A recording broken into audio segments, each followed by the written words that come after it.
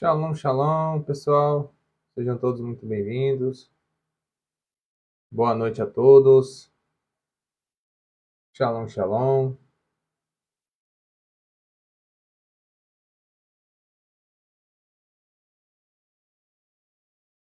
Sejam todos muito bem-vindos à nossa live.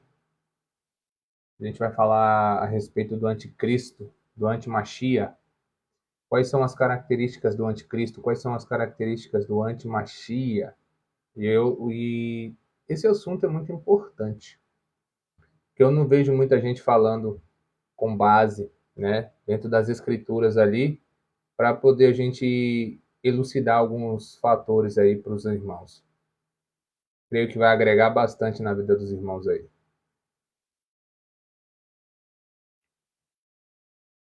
Compartilhar aqui com mais alguns irmãos.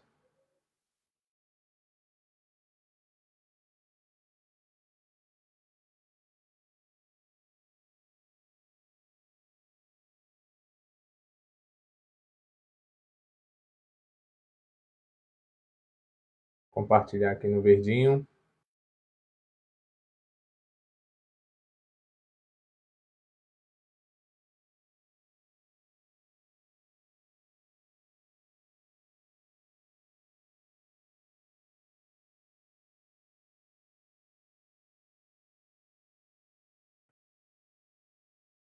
Shalom, shalom, tudo jóia? Eu vou colocar aqui, pessoal, para poder ficar mais notório aí para vocês, para a gente trabalhar aqui o texto, para poder a gente conversar a respeito do texto de Apocalipse, tá? Para os armados irmãos aí.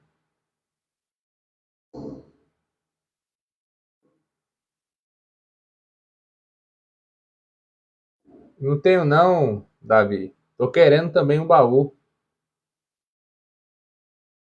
Eu ainda não tenho não.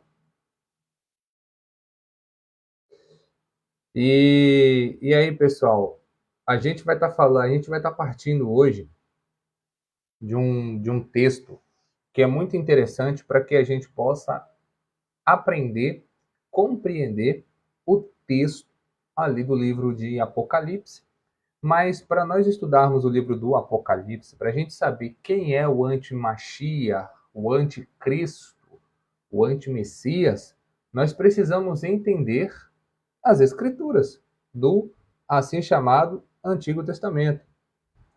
O texto base da qual a gente vai estar partindo aqui vai ser o texto de 1 Macabeus, capítulo 1, versículo de número 1 ao 10, até o 69. E aí a gente vai comentar por partes.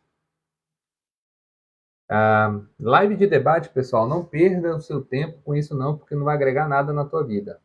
Venha para uma live que você vai sair daqui edificado, vai sair daqui cheio do conhecimento das coisas de Deus e com um conhecimento pautado, equilibrado e pleno para abençoar a tua vida. Já compartilhe a live com teus amigos, com tuas amigas e venha participar desse encontro aqui conosco. Beleza? Vamos ver aqui. Aguardar mais uns minutinhos aí.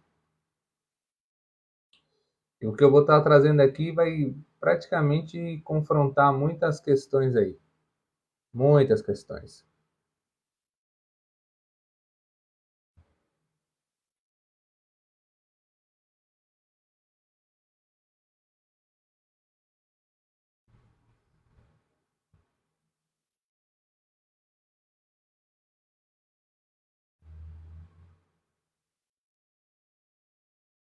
Foi aqui. Deixa eu ver que horas é essa. Que hora é essa? 10 horas. Estamos aqui. É umas 3 horas de live. Tenho certeza que vai ter um conteúdo bem significante aqui para todos nós.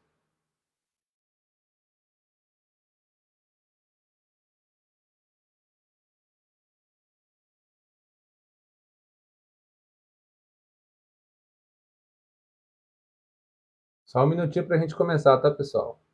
A gente vai pegar ali o livro de Primeiro Macabeus para poder a gente fazer esse estudo aí, tá?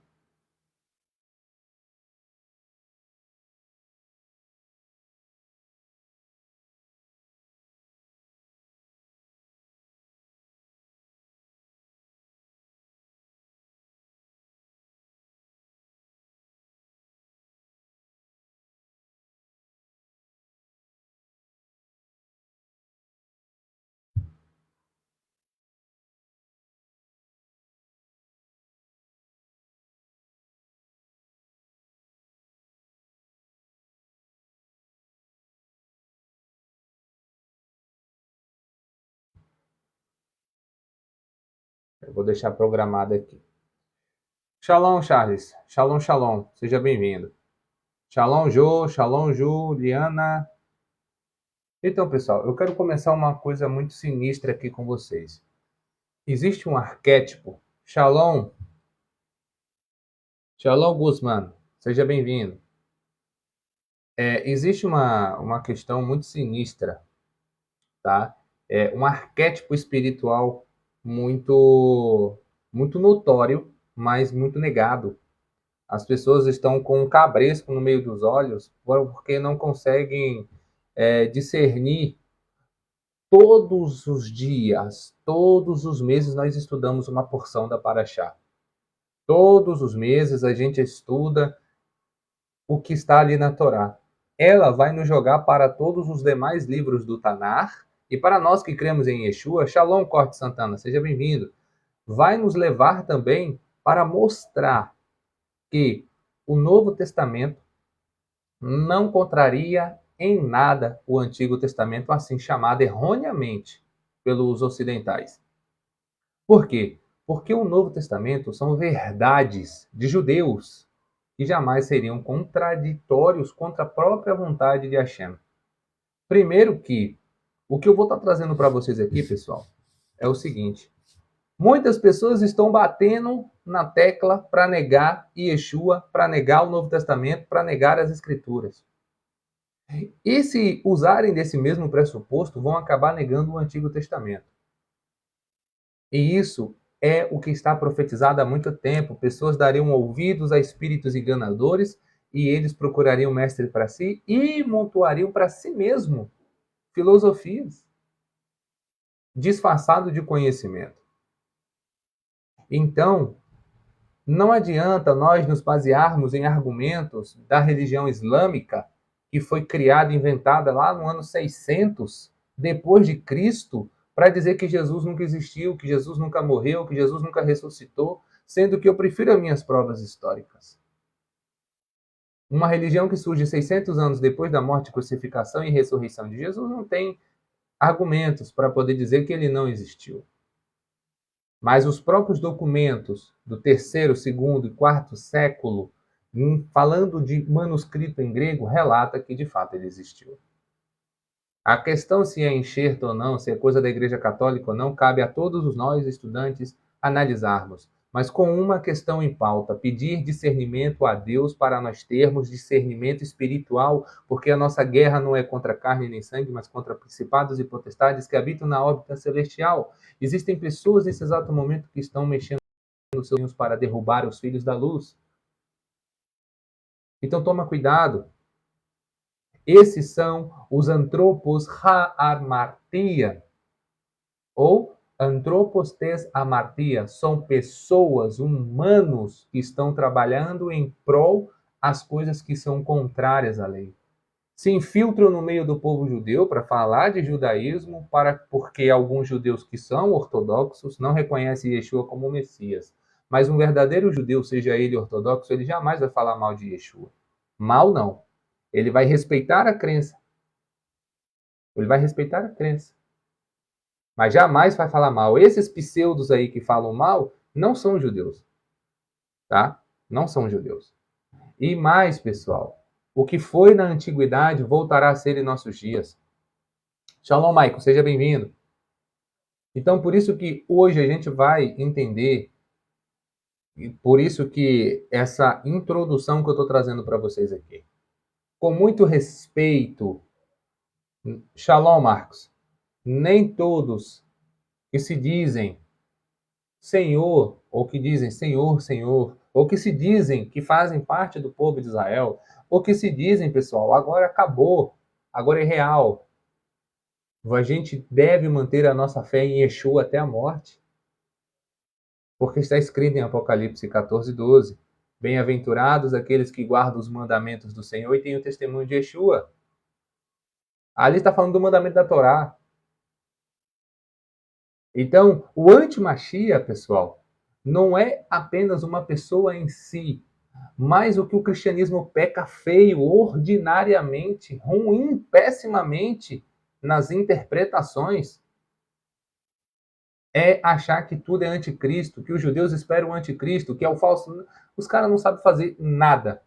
Por quê? Se ensoberbecem nos seus próprios orgulhos, na sua arrogância e prepotência teologicamente falando. Se acham a Coca-Cola da vez, mas quando leem Romanos diz, ei, Zambujeiro bravo, não fique se achando não, não é tu que sustenta a raiz, mas é a raiz que sustenta você, meu irmão. Se ramos naturais foram quebrados e vocês se juntam aos ramos naturais e vão, se são enxertados, as pessoas não entendem. Somos um povo só. Diante de Deus, nós temos ali a dignidade de ter as mesmas bênçãos, a mesma alegria, a mesma confraternização, mas a mesma responsabilidade. A mesma responsabilidade. Só que as pessoas estão pregando doutrinas de Balaão. Você sabe quem é o antimachia, o anticristo? Eu vou dizer para você quem é o anticristo hoje. Não confunda anticristo com falso messias. Existem vários falsos messias por aí. Mas também temos o anticristo. Shalom, Gabriel. Então, para começar a nossa introdução, nós vamos pegar aqui o livro de 1 Macabeus. Quem tiver uma Bíblia católica, qualquer uma, pode estar pegando aí. Se quem tiver a Bíblia de Jerusalém, a gente vai abrir no livro de 1 Macabeus, capítulo 1, versículo 10 ao 69, e vocês vão ler ponto a ponto. E hoje eu tenho certeza que vocês, irmãos, vocês vão conseguir compreender. Quem tem a Bíblia de Jerusalém é a página 719. Só abrir lá na página 719, tá? Quem não tem a Bíblia de Jerusalém, é só olhar aí no sumário da Bíblia e olhar a página da Bíblia que vocês têm aí para a gente fazer o estudo. E é muito bom vocês lerem o livro de 1º, 2º, 3º e 4º Macabeus, porque é muito importante. Porque aí você vai saber o arquétipo do anticristo. O que é ser anticristo? Qual é a função do falso profeta? Qual é a função do falso Messias? E eu já vou te adiantar. A função do anticristo, do falso Messias, meu irmão, te afastar da lei de Deus. Eles querem fazer que você permaneça crente em Jesus Cristo, mas longe das leis. Dizendo que você pode comer carne de porco, bagaceiro e tudo. Meu amigo não está conseguindo assistir. Isso aí deve ser problema na internet, amada irmã Juliana. Deve ser problema na internet.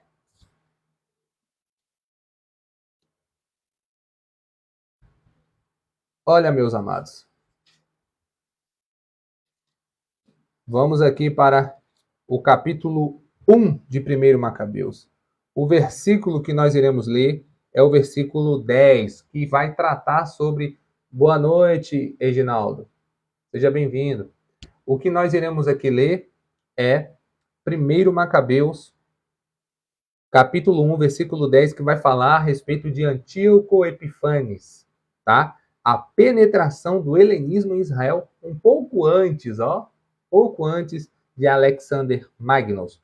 O que é helenismo, pessoal? Não confundir o helenismo com a questão pagã, tá? O helenismo, a helenização é uma questão cultural, filosófica, tá? É uma coisa. Agora, a questão do paganismo é outra coisa. O paganismo é aquilo que está envolvido a cultos, que está correlacionado a deidades pagãs de outros deuses, daquela cultura e daquele país. Tá ok? Então, vamos prosseguindo. Versículo 10 está escrito: Dele saiu aquele rebento ímpio, Antíoco Epifanes, filho do rei Antíoco. Ele tinha estado em Roma como refém e se tornara rei no ano 137 da dominação dos gregos. Por esses dias apareceu em Israel uma geração de perversos que seduziram a muito com estas palavras. Olha só. Vamos, façamos aliança com as nações circunvizinhas, pois muitos males caíram sobre nós desde que delas nos separamos. Agradou-lhes tal modo de falar, e alguns dentre o povo apressaram-se em ir ter com o rei, o qual lhes deu autorização para observar os costumes pagãos. Construíram então em Jerusalém uma praça de esporte segundo os costumes das nações, estabeleceram seus prepúcios e renegaram a aliança sagrada. Assim associaram-se aos pagãos e se venderam para fazer o mal. Aqui está falando, pessoal, que essa cultura veio a helenização. Com a helenização foi imposta uma cultura pagã através dos Jogos Olímpicos, aonde há aquela construção de estádios em Jerusalém. Alguns judeus adotaram essa filosofia, essa doutrina, essa helenização e aderiram a esse costume e foram ter com outro, negando a aliança do prepúcio da qual eles tinham com o Eterno, a circuncisão, se desfazendo. Ou seja, se possível, eles enganariam até muitos. Isso aconteceu na antiguidade antes de Cristo, ok? E isso vem se repetindo durante muitos séculos e séculos, durante toda a trajetória até o nosso século XXI. E mais ainda, pessoal, nós temos aqui o versículo que a gente acabou de ler, que é o versículo 15. Nós iremos fazer uma conexão com 1 Coríntios capítulo 7, versículo 18, tá? Por isso que essa Bíblia de Jerusalém ela é boa, porque ela vai nos trazer conexões, tá? Também com 2 Macabeus capítulo 4, verso 7 e 2 Macabeus capítulo 4, do verso 9 ao 17, tá certo? Vamos agora aqui para o versículo de número 16. Primeira campanha no Egito e saque do templo. Lembrando que o templo era a representação da casa de Deus aqui na terra, a representação da Shekinah, representação de um lugar para poder se cultuar ao Eterno e fazer os sacrifícios e as ofertas ali no templo. Ora, quando Antíoco se viu consolidado no seu trono, pretendeu apoderar-se também do Egito, a fim de reinar sobre os dois reinos. Invadiu, pois, o Egito à frente de um exército poderoso com carros elefantes e cavaleiros e uma grande esquadra, e travou combate com o rei do Egito, Ptolomeu, o qual recuou diante dele e fugiu. Muitos tombando, feridos. As cidades fortificadas do Egito foram tomadas, e Antíoco apoderou-se dos despojos do país. Tendo assim vencido, Shalom Aline, Salom a todos os demais irmãos, vencido o Egito no ano 143, antes da Era Comum, tá? E empreendendo o caminho da volta, subiu contra Israel e contra Jerusalém com um exército numeroso, pessoal. Abra comigo a sua Bíblia, lá em Salmos capítulo 2. Quem tiver mais de uma Bíblia para fazer esse estudo, vai ser maravilhoso. Não importa a versão que você tenha, não, tá ok? Abra lá. Tá? O estilo literário que eu estou usando é o estilo literário judaico, tá bom? As conexões textuais que a gente vai estar fazendo aqui com vocês. Lá em Salmos, capítulo 2, nós temos aqui, ó, a rebelião dos gentios e a vitória do Messias. Porque se amontoam as gentes, ou seja, aí os povos imaginam coisas vãs. Essa palavra de coisas vãs são coisas sem sentido, são coisas pagãs, tá? Pensamentos maquiavélicos. Os reis da terra se levantam e os príncipes juntos se mancomunam contra o Senhor e contra o seu ungido, dizendo: rompamos as suas ataduras e sacudamos de nós as suas cordas. Aquele que habita nos céus se rirá, ou seja, dará risada, o Eterno, tetagrama, zombará deles. Então lhes falará na sua ira e no seu furor os confundirá. Eu, porém, ungi o meu rei sobre o meu santo monte de Sião, recitarei o decreto. O Yud Revavirê me disse, tu és meu filho, eu hoje te gerei. Pede-me e eu te darei as nações por herança e os fins da terra por tua possessão. Tu os esmigalharás com uma vara de ferro. Vara de ferro é uma alusão a o cetro, tá ok? E esse cetro é que o Messias vai reinar com dureza. Não tem aqui mimimi, tá? Não tem aquele Deus de amor que é pregado, não. Aqui vai ser cetro de ferro, meu irmão. O Messias vai ter que descer a pancada mesmo. Não vai ter massageação de ego, não. Ou é tipo assim, ou pula ou morre. Você só tem duas escolhas. Ou pula e vai lutar do lado de quem vai ter a vitória, ou você vai ficar do lado de aquele que vai querer te enganar aí com um bocado de coisas. Ok? Então, boa noite, pessoal. Seja bem-vinda. Shalom, shalom. E aí, o Mashiach, o Cristo, o Messias, ele vai estar reinando e ele vai lutar contra essas nações que vão subir contra Jerusalém. Só que tem uma passagem na Bíblia também que diz que é o Eterno que motivará as nações a subirem contra Israel, contra Jerusalém. Sabe por quê? Para que Jerusalém seja vitoriosa sobre todas as nações da terra que se opuseram ao Messias, ao ungido, ao povo santo, Israel, e contra a lei do Senhor. E contra todos os estrangeiros que se uniram a Israel, que apoiaram a Israel e que são parte um só conosco, como um só povo. Tá? E aí ele diz ainda mais no verso 10, no verso 9: Tu os esmigalharás como uma vara de ferro, tu os despedaçarás como um vaso de oleiro. Agora, pois, ó reis, sede prudentes, deixai-vos instruir, juízes da terra. Aqui está mostrando, nesse verso, não precisa nem de grego, nem de hebraico, nem de aramaico, nem de nada, nem de Talmud, por enquanto, não precisa disso aqui. Está sendo bem claro que aqui está sendo dito para aqueles que se rebelaram um ato de misericórdia. Ei, recua, abaixa a guarda, deixe ser instruídos pelo nosso rei Messias, o nosso rei Mashiach, o ungido do Senhor. Deixe essa parafernália que vocês estão aí e senta para aprender e recuem. Um ato de misericórdia aqui. Essas nações aqui. Mas vamos continuar vendo, vamos continuar vendo. Quem pensa que no reino do Cristo não vai ter nações, não vai ter pessoas, com todas as catástrofes que irão acontecer, com todos os sinais e maravilhas do planeta Terra, estão muito enganados. Vai ter bastante pessoas aqui. E ainda nós temos mais.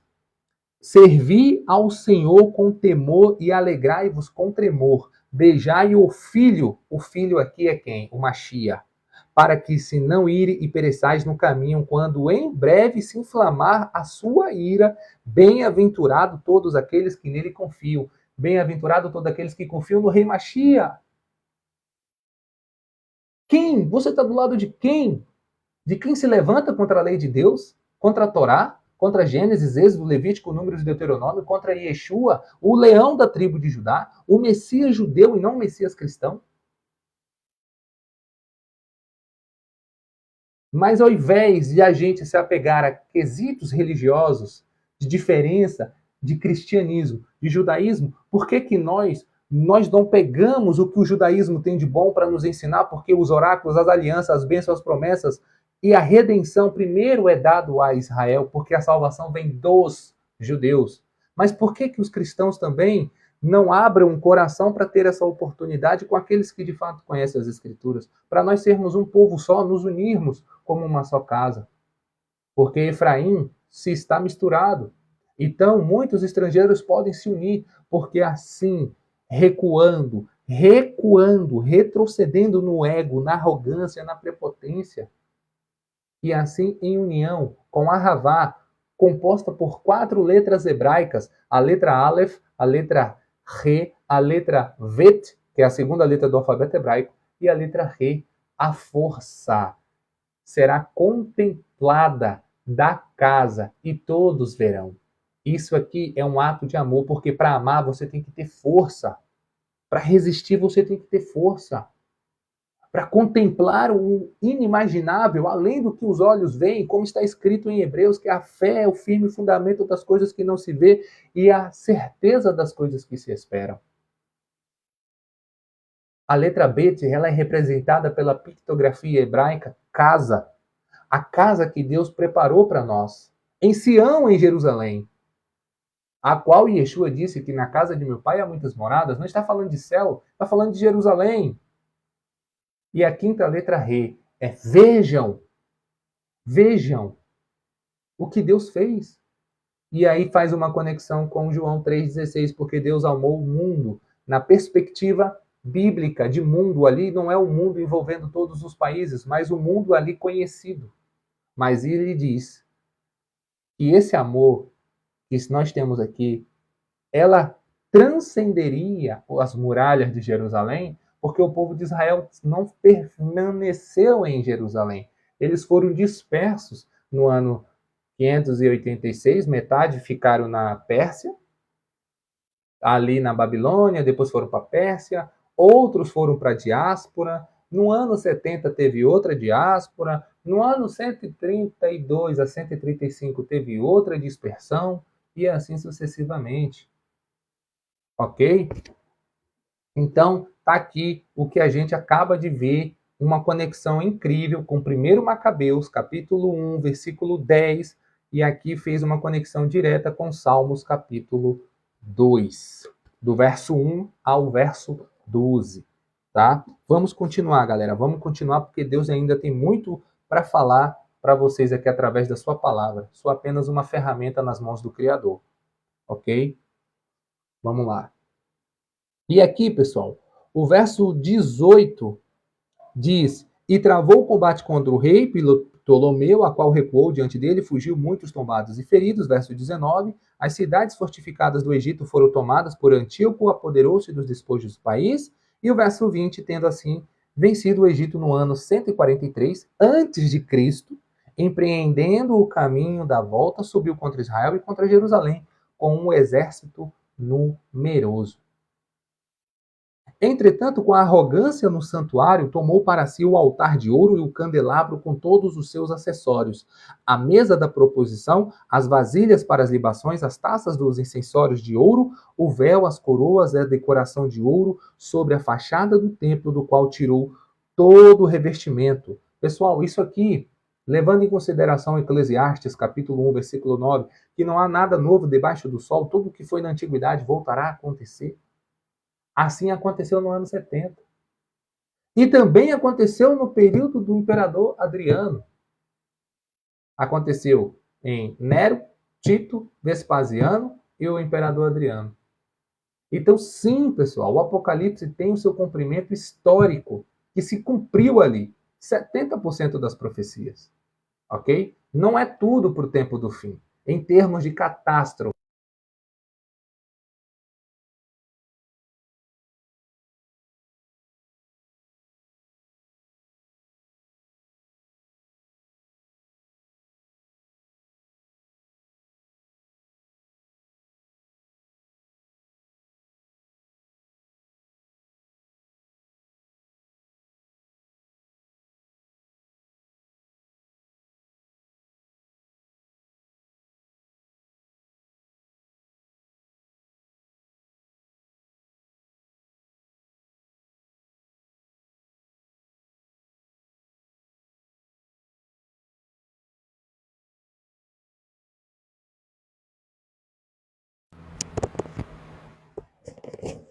Como eu estava falando, pessoal. Como eu estava falando, teve o seu cumprimento, sim, tá? Histórico, porém não de tudo, tá? 70% dos acontecimentos que são repetidos no livro de Apocalipse são relatos históricos, tá? Da qual João, ele recebe como revelação, tá? E, deixa eu colocar esse microfone para carregar aqui. E alguns pontos não aconteceram ainda. E alguns pontos não aconteceram ainda. Porém, pessoal, o que aconteceu lá atrás vai acontecer de novo. Isso não é uma visão futurística, tá? É a gente entender os tempos dos acontecimentos das questões que aconteceram no Apocalipse. Por isso que o livro de Apocalipse não é de particularidade de interpretação. A gente não pode achar que tudo vai se cumprir para o futuro, que não vai. Por exemplo, a gente já viu que o povo de Israel foi selado na Torá. Os 144 mil que tem descrito cá, a mesma referência, fazendo uma conexão, foram selados ali. Em Ezequiel também, capítulo 9, versículo 4, a gente vê isso de novo, que o povo de Israel foi selado. Foi protegido, mas a pessoa ela tem que ter uma visão micro, além da macro. Foram acontecimentos que foram acontecendo para que o povo analisasse e percebesse que algo maior, ao futuro, teria de acontecer. E esse futuro é na perspectiva do futuro da qual o autor está compreendendo. Então, todos esses futuros têm uma visão macro e uma visão micro dos acontecimentos. Então, foi toda a trajetória, e isso foi acontecendo, essas profecias, elas vêm se cumprindo e se repetindo em todas as eras da história. O quer mais um apocalipse 100% cumprido? Quem viveu esse apocalipse 100% cumprido foi o povo de Israel. Perseguição, morte, ai das grávidas, perseguição aqui, holocausto, isso e aquilo outro. Viveram o pão que o diabo amassou. Mas isso também estava descrito lá em Deuteronômio, capítulo 28, do verso 1 ao 14, se andarem conforme os padrões de Deus. Mas se não andarem conforme os padrões de Deus, do versículo 15 ao versículo 69, infelizmente o nosso povo acarretou a consequência daquilo que está descrito em Deuteronômio, do capítulo 18, versículo 14 ao versículo 20, do versículo 14 de Deuteronômio 18 ao versículo 23, se não me engano, tá? Que Deus enviaria um profeta semelhante a Moisés e colocaria as suas palavras em sua boca e ele falaria tudo quanto Deus ordenasse que ele falasse. Ele foi ungido para isso. O nosso Messias, ele foi ungido para essa missão. Mas aqueles que não ouvissem o que ele tinha para fazer, seria o quê? Cortado. Então, desde a Torá, isso está sendo profetizado. E muitos foram cortados. E muitos foram tirados. Mas foi o próprio Deus que falou pelo intermédio de Moisés. Mas a galera não presta atenção nesses pontos. Mas, todavia, entretanto, levando em consideração o que está escrito em Eclesiastes 1, versículo 9, tudo que está descrito no Apocalipse que se cumpriu, vamos colocar assim, no período do segundo templo, do ano 70 até o ano 135, vai acontecer novamente, meus irmãos. Por quê? Como é que eu sei disso? Porque vai ter judeus, israelitas, que vivem entre os países estrangeiros, como natural daquele país, tem família, tem negócio, propriedades, que não vão querer voltar para Israel, não. Mas Deus vai fazer de um jeito para que esse povo venha para Israel. Só que todos aqueles que se colocarem contra Israel, contra o ungido de Deus, contra o povo de Deus, vão sofrer gravemente as consequências. Mas até nisso, lá em Salmos, capítulo 2, do versículo 10, se não me engano ali, até naquele momento é concedido um ato de misericórdia. Ok? Então, amados, o versículo que nós temos agora é o 21 para nós lermos. De 1 Macabeu. Olha que fantástico isso. O pessoal foca no estudo do Apocalipse, mas esquece de Macabeus, 2 Macabeus, 3 Macabeus, 4 Macabeus, de Esdras, de Neemias, de Obadias, dos profetas menores. Só foca em Jeremias, Daniel, mal ali Daniel, Ezequiel, Isaías e algumas passagens de Jeremias. Só. E acha que tem a interpretação absoluta. Aí vai lá para os textos de Yeshua falando e interpretam horrivelmente as passagens de Yeshua. Ainda usa gregos, hebraicos, não sei o quê, trazendo para o contexto de hoje como se aquela expressão que ele está dando teologicamente fosse a verdade. E não é. Porque a linguagem possui expressões que somente um judeu conhece. Não é a ar de superioridade. Romanos capítulo 9, versículo 4 a 5 responde essa questão. Ok? Vamos lá para o versículo 21. Entrando com arrogância no santuário, tomou para si o altar de ouro e o candelabro com todos os seus acessórios. Isso também não aconteceu no ano 70? Claro que aconteceu. Porque a galera pegou tudo isso e levou lá para Roma. Está lá até hoje. A mesa da proposição, as vasilhas para a libação, as taças, os acessórios de ouro, o véu e as coroas da decoração de ouro sobre a fachada do templo, no qual tirou todo o revestimento, tudo que tinha, possuía valor, ouro. Eles carregaram tudo, eles invadiram o templo sagrado e levaram, pessoal. E levaram. Mas preste bem atenção o que está escrito. Verso 23 de 1 Macabeus, capítulo 1, versículo 10. Agora é o verso 23. Tomou, além disso, a prata e o ouro, os utensílios preciosos e os tesouros secretos que conseguiu descobrir. Carregando tudo isso, partiu para o seu país, depois de ter derramado muito sangue e proferido palavras de extrema arrogância. Daniel fala disso. E ele proferirá palavras com arrogância, palavras prepotentes, e se intitulará Deus. E contra tudo que se chama Deus. Daniel capítulo 11. Interessante isso. Leomi Benoar. Shalom, meu irmão. Alechem Shalom. Baruch Haba, seja bem-vindo. Bebam uma água aqui, irmãos. Baruch atah Adonai Eloheinu melech haolam she'akun nifnei devaru. Amém. Lechai.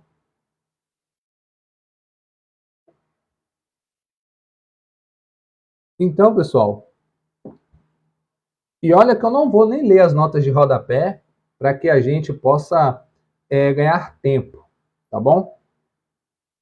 Por isso, nossa, eu tô com muitos livros aqui judaicos, só que tudo que eu tô lendo são livros judaicos, tá? Com exceção aqui Macabeus, porque Macabeus ele não está nos cânones judaicos, ele só está no cânon da Bíblia de Jerusalém, que é uma Bíblia de editora católica, mas os acontecimentos e relatos aqui, historicamente, são relatos do contexto judaico, tá bom? Verso 25. Por isso levantou-se grande lamentação sobre Israel em todas as localidades do país. Chefes e anciãos gemeram, moças e moços perderam seu vigor, murchou a beleza das mulheres. Todo recém-casado entoou uma elegia, ficou de luto a esposa em sua cama nupcial. A terra estremeceu por causa de seus habitantes e toda a casa de Yaakov se cobriu de vergonha. Casa de Yaakov, pessoal, está falando no seguinte: quando está dizendo casa de Yaakov, muitas vezes na Bíblia hebraica, está se referindo muitas vezes ao reino do norte, a casa de Efraim, as 10 tribos. Mas em alguns contextos está se referindo às 12 tribos, à nação de Israel, às 12 tribos de Israel, tanto referente ao reino do norte quanto ao reino do sul.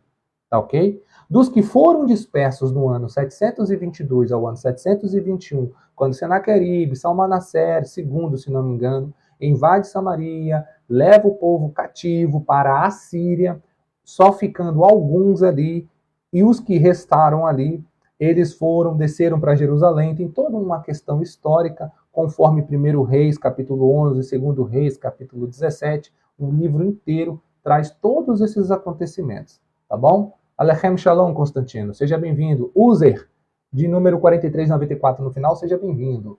E a todos os amados irmãos. Então, pessoal, aqui nesse contexto, Casa de Jacob está falando da toda a nação de Israel, incluindo prosélitos.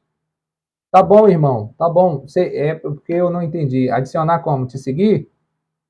Tá seguindo aí agora. Tá? Tô seguindo você aí de volta.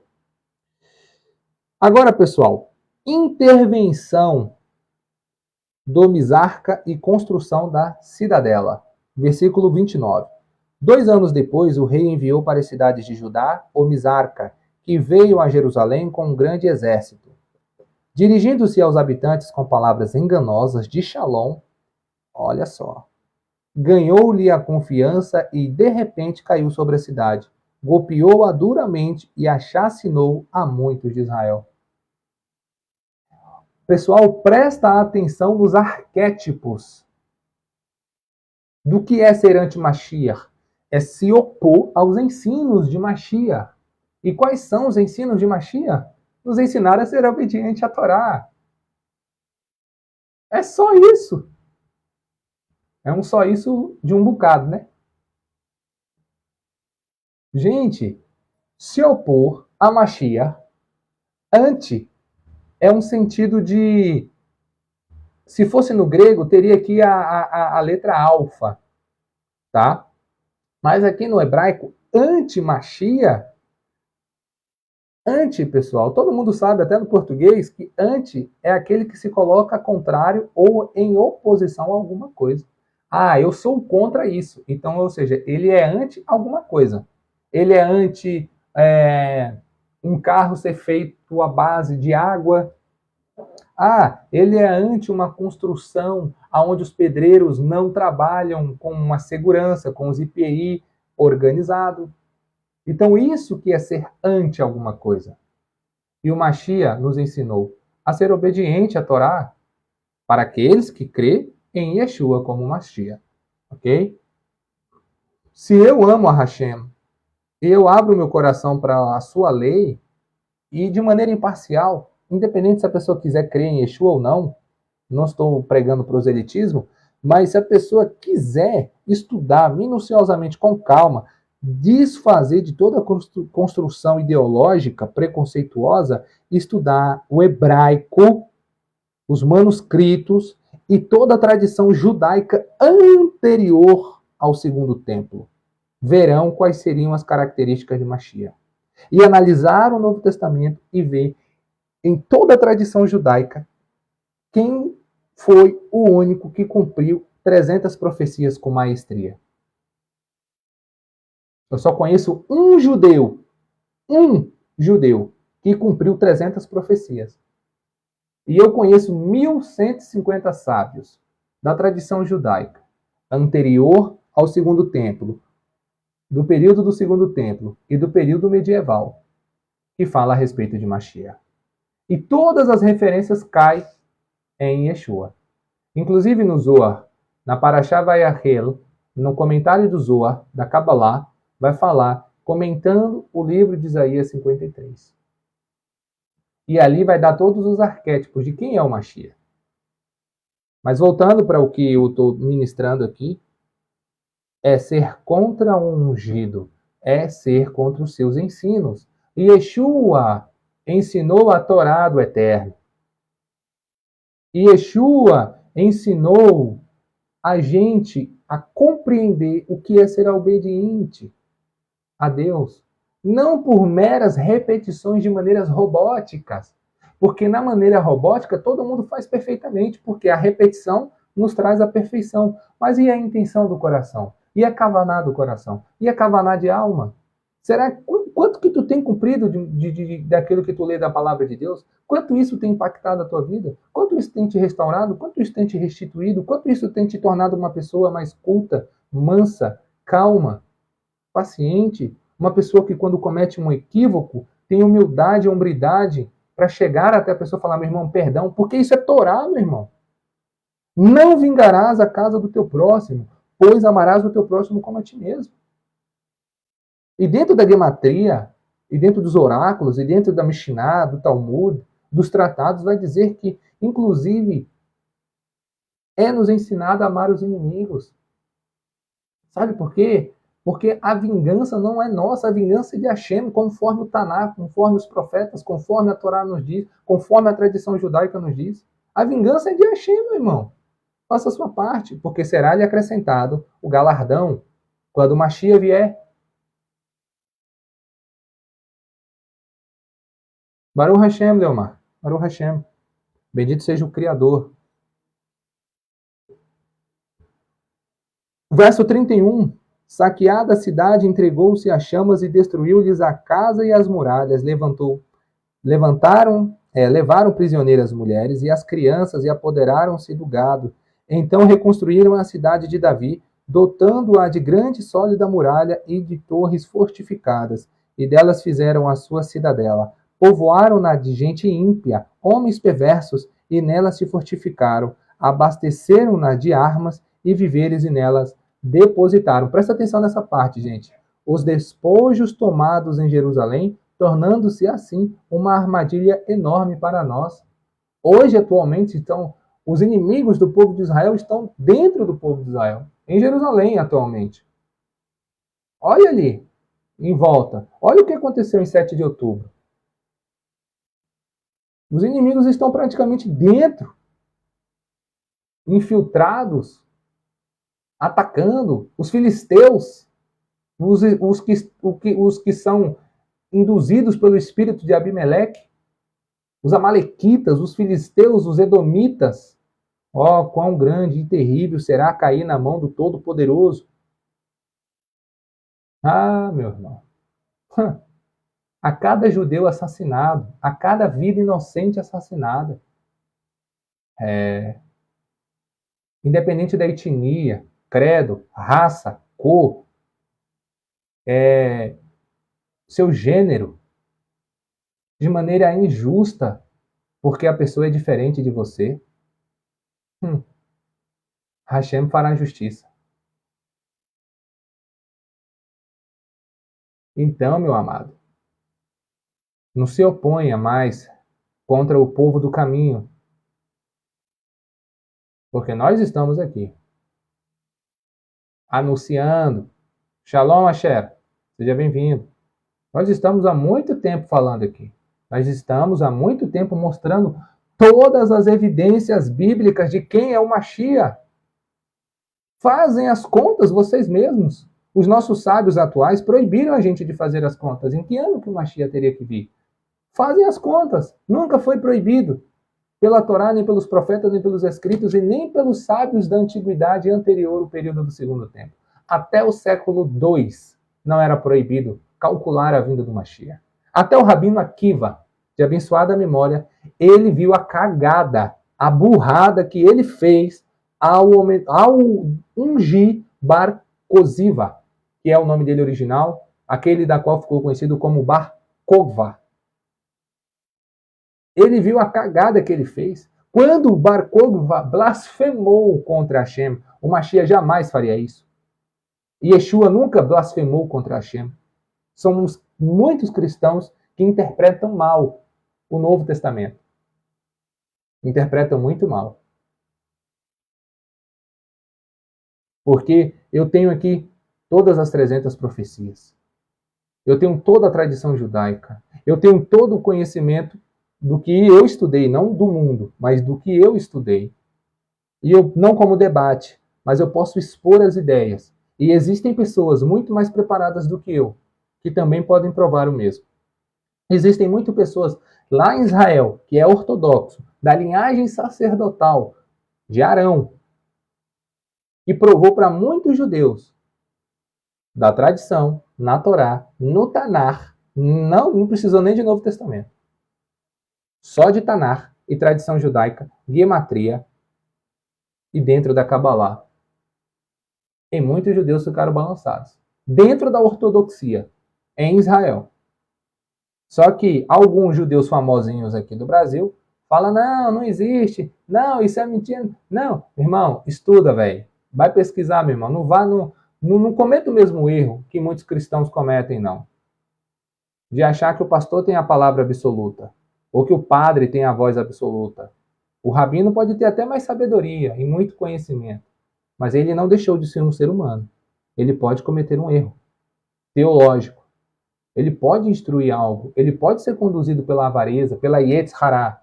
Ou a gente já tem um corpo glorificado de Adão, igual o corpo de Adão antes do pecado.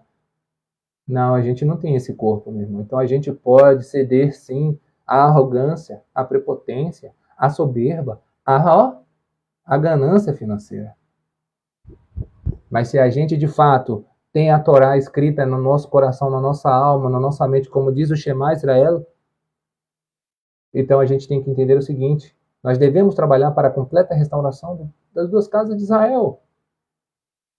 E Yeshua disse claramente: eu não fui enviado a não ser as ovelhas perdidas da casa de Israel. E se opor ao ensino do Messias. Ah, não, mas quando o Messias vier e reinar, não vai haver oposição. Quem falou? Vai ter oposição tanto do lado judaico quanto do lado cristão, vai ter oposição do lado do Islã, vai ter oposição do lado das outras religiões esotéricas, porque aqui em Macabeu já deixa bem claro, Daniel deixa bem claro, e Isaías deixa bem claro, e Salmos deixa bem claro, que as nações vão se amotinar e vão subir contra Jerusalém, contra o ungido e contra o eterno. Vão subir contra. Nesse meio vai ter muçulmano cristão, que na verdade nem é cristão de verdade, só usa o termo cristão. E tem muito aí que nem é judeu, pode ser judeu no sangue, na questão étnica, mas na questão bíblica, na Torá, ele não está nem aí para isso que está escrito na Bíblia. Ele vai se unir também contra.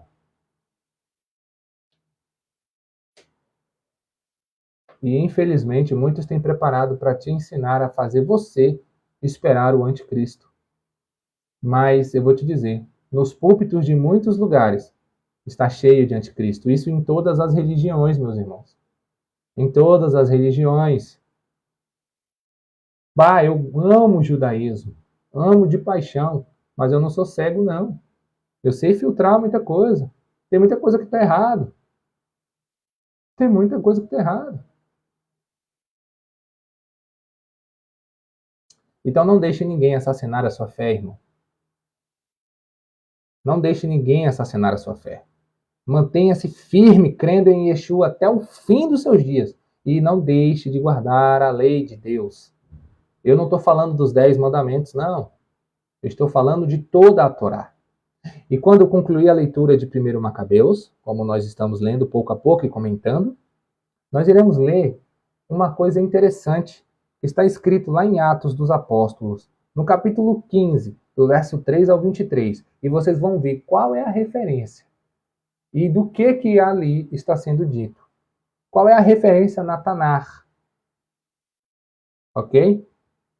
Vamos prosseguindo. Olha só isso aqui.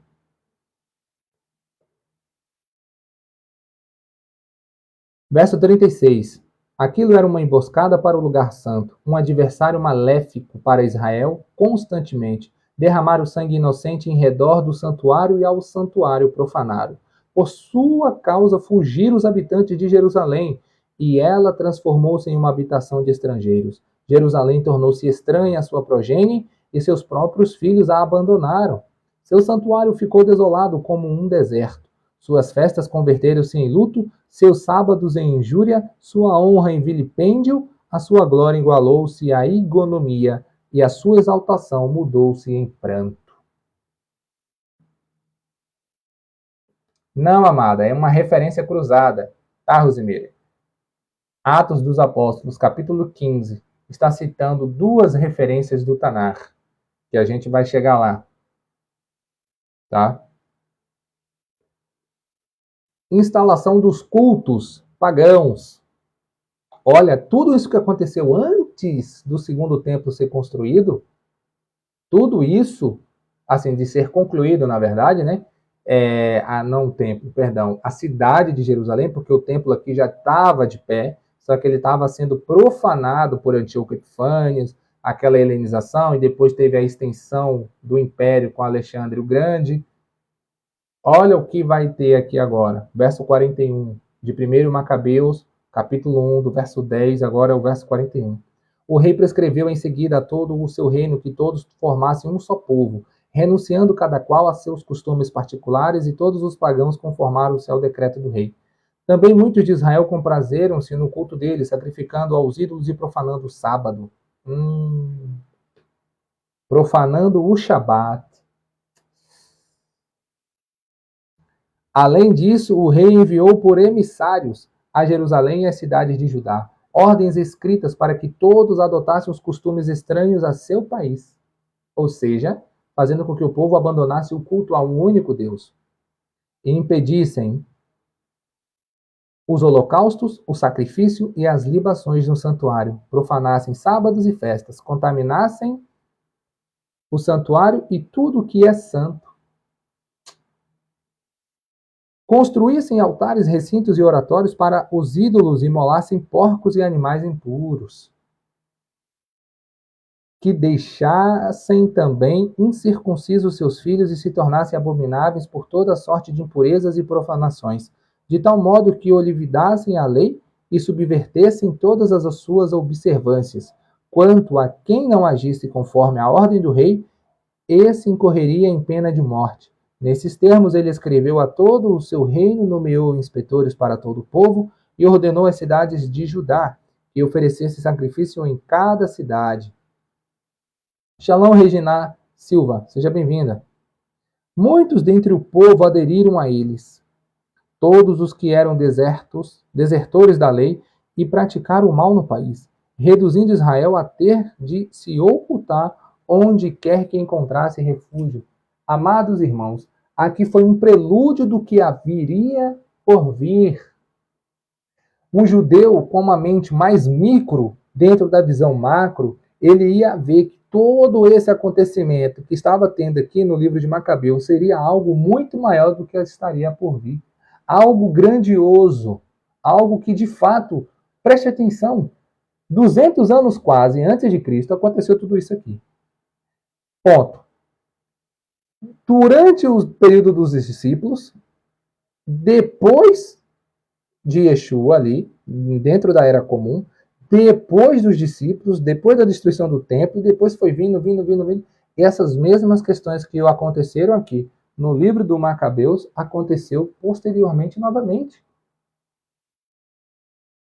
Muito interessante. Muitos dentre o povo aderiram a eles, todos os que os desertores da lei praticaram mal em seu país, reduzindo a Israel a se ocultar em qualquer caminho que se encontrassem refúgio.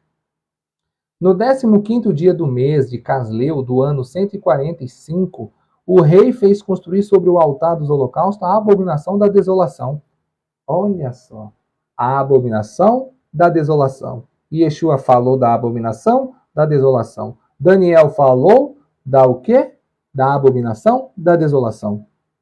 Daniel falou da abominação da desolação. Esse período aqui já é posterior a Daniel. Então aconteceu e se cumpriu aqui. 100%. 100%. Mas isso impediu de acontecer novamente no período do Segundo Templo? Não. Porque quando os judeus foram levar o cordeiro para sacrificar no templo, isso já depois da Era Comum, dentro da Era Comum, depois de Yeshua ali, você vê que é impedido o sacrifício no templo, o porco que é dado ao judeu, então o judeu não sacrifica porco, porque é imundo e impuro. Então aqui você vê o quê? A história se repetindo, levando em consideração o Eclesiastes 9. Também nas outras cidades de Judá erigiram-se altares e às portas das casas e nas praças queimavam-se incenso. Quanto aos livros da lei, os que lhes caíam nas mãos eram rasgados e lançados ao fogo. Onde quer que se encontrasse em casa de alguém um livro da aliança, ou se alguém se conformasse à lei, o decreto real o condenava à morte. Olha só, no versículo 57, meus amados. No versículo 57, aquele que se opusesse à lei, à aliança, olha só, seria morto. Ou seja, a aliança que Antíoco Epifânio, esse império profano, fez com as demais nações, e quem se opusesse a essa aliança, seguindo, aqui dentro do contexto judaico, do povo de Israel, seguindo a Torá, a palavra e o mandamento de Deus, seria morto. Meus irmãos, eu dei uma prova histórica para vocês aqui. Dentro do contexto, no período que o segundo templo já tinha sido erigido, Antíoco Epifânio profanou o santuário. Os rolos dos pergaminhos da palavra de Deus estavam sendo queimados. Pessoas estavam sendo mortas porque adoravam um único Deus e não se prostrou a outros deuses. Ok. Nós temos mais uma questão aqui. O santuário teve o sacrifício impedido, porque ofereceram porcos naquele altar. Beleza? E no período do ano 70 aconteceu a mesma coisa. Aconteceu a mesma coisa ali. A profanação do santuário. Beleza, teve-se o seu cumprimento. E aqueles que não negassem a Deus e não seguisse mais, não deixasse de seguir mais a Torá,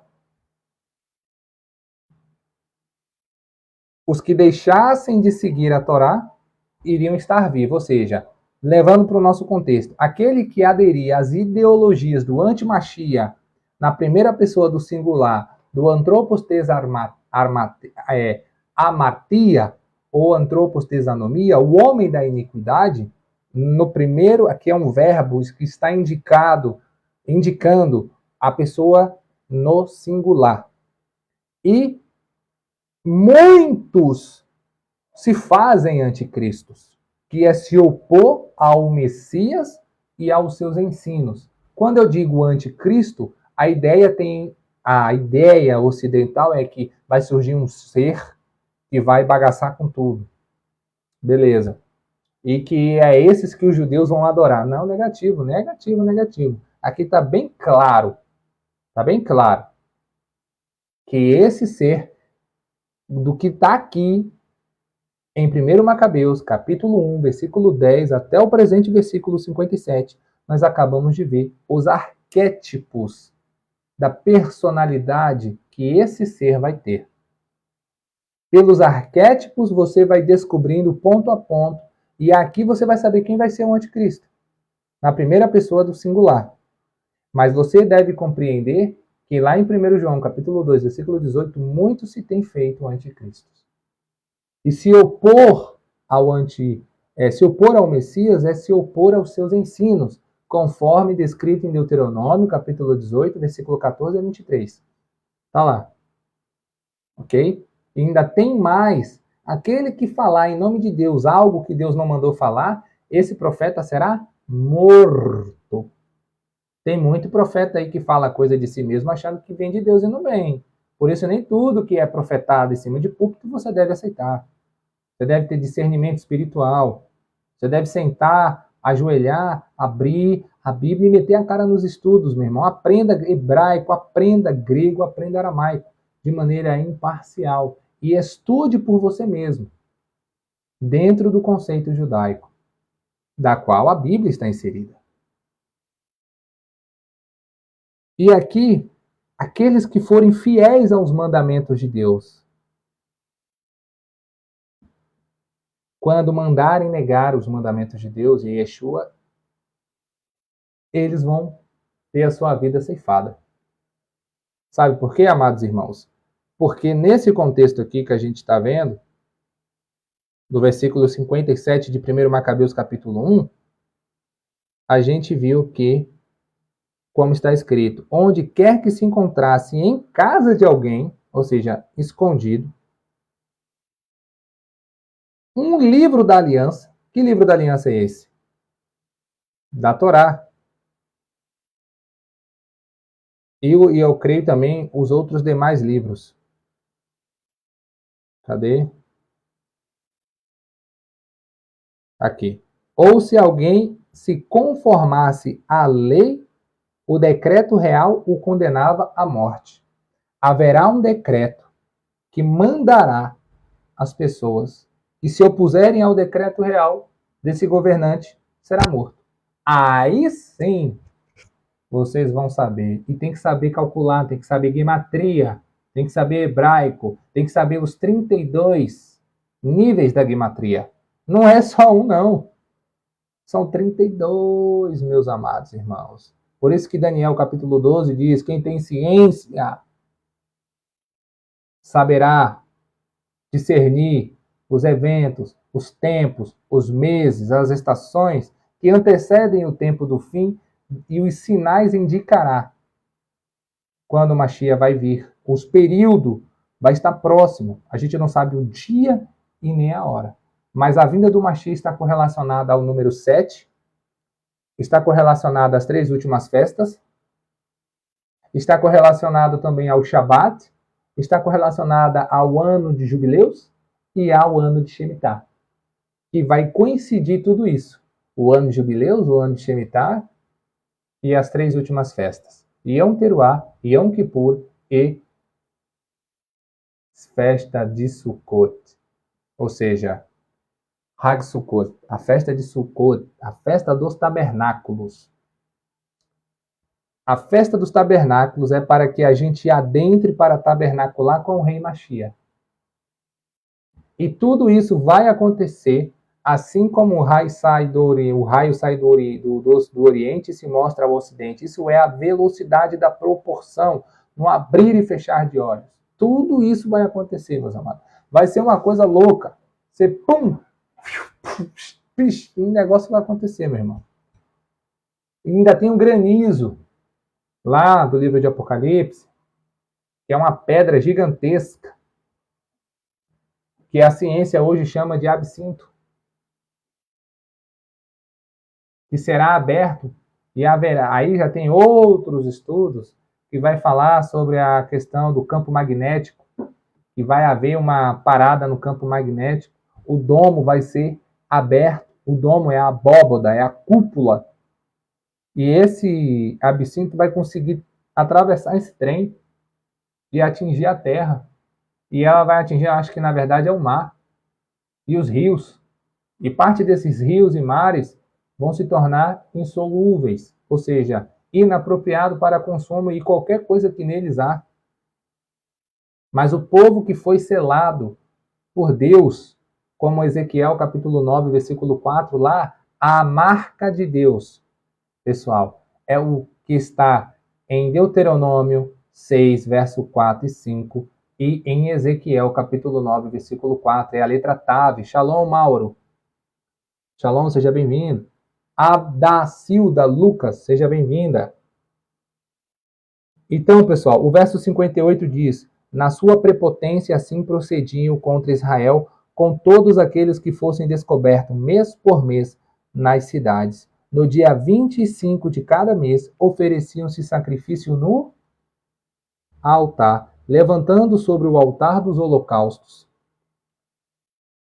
Tá difícil achar uma sinagoga perto de Rio Claro, São Paulo. E São Paulo é gigante, né, mano? Quanto às mulheres que haviam feito circuncidar seus filhos, eles, cumprindo o decreto, as executavam, com os mesmos filhinhos pendurados a seus pescoços e ainda com seus familiares e com aqueles que haviam operado a circuncisão. Apesar de tudo, muitos em Israel ficaram firmes e se mostraram irredutíveis em não comerem nada de impuro. Aceitaram antes morrer que contaminar-se com alimentos e profanar a aliança sagrada, como de fato morreram. Foi sobremaneira grande a ira que se abateu sobre Israel. Meus amados irmãos e irmãs, agora abra sua mente, se despida de todo o entendimento religioso que tu aprendeu até aqui, para você acompanhar a minha linha de raciocínio. Não precisa crer no que eu creio, tá? Só para acompanhar a minha linha de raciocínio e vocês compreenderem o que eu estou a falar. Se tudo voltará a acontecer como foi na antiguidade, conforme Kohelet, que é o termo do nome hebraico para a palavra do livro de Eclesiastes, capítulo 1, versículo de número 9. Eu vou pegar uma Joãozinha Ferreira de Almeida assim, ó. Simples, simples, simples. E eu estou com a Bíblia de Jerusalém, estou com a Bíblia judaica aqui. Vamos ler aqui no livro de Eclesiastes, no capítulo 1. Já de cara aqui, ó.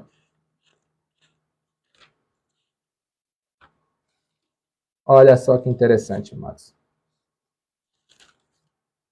Eclesiastes. Eu vou pegar do versículo 3. Deixa eu ver aqui se dá para ler aqui. Deixa eu ver até, cadê o verso 9? Não, dá para ler aqui. São 9 versos, ó. Verso 1 ao verso 9. Palavras do pregador, filho de Davi, rei em Jerusalém. Vaidade de vaidades, diz o pregador, que aqui está se referindo a... cadê? Deixa eu ver aqui. Ao filho de Davi, o que estava pregando. Que é Salomão, tá? O autor do livro de Eclesiastes. Vaidade de vaidade, diz o pregador. Quem é o pregador aqui? Salomão. Vaidade de vaidades é tudo vaidade. Que vantagem tem um homem de todo o seu trabalho que ele fez debaixo do sol? Uma geração vai e outra geração vem, mas a terra para sempre permanece. E nasce o sol e põe-se o sol e volta ao seu lugar de onde nasceu. O vento vai para o sul e faz o seu giro para o norte, continuamente vai girando o vento e volta fazendo os seus circuitos. Todos os ribeiros vão para o mar, e contudo o mar não se enche para o lugar para onde os ribeiros vão, para aí tornam eles a ir. Todas estas coisas se cansam tanto que ninguém pode declarar, os olhos não se fartam de ver, nem os ouvidos de ouvir. O que foi, isso é o que há de ser, e o que se fez, isso se tornará a fazer, de modo que nada há novo debaixo do sol. Gente, o que aconteceu durante todas as eras, durante todos os séculos, Shalom Rick, durante todos os tempos designados, o que foi aqui haverá de acontecer.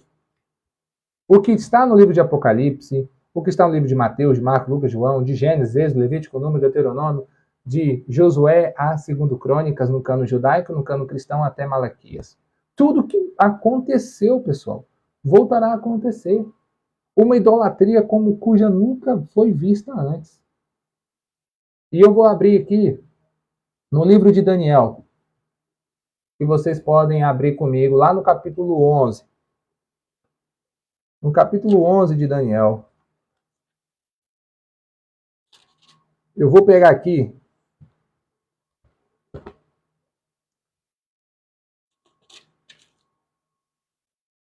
olha só, eu vou pegar só alguns versos, mas vocês podem ler, pessoal, do verso 1 do capítulo 11 de Daniel.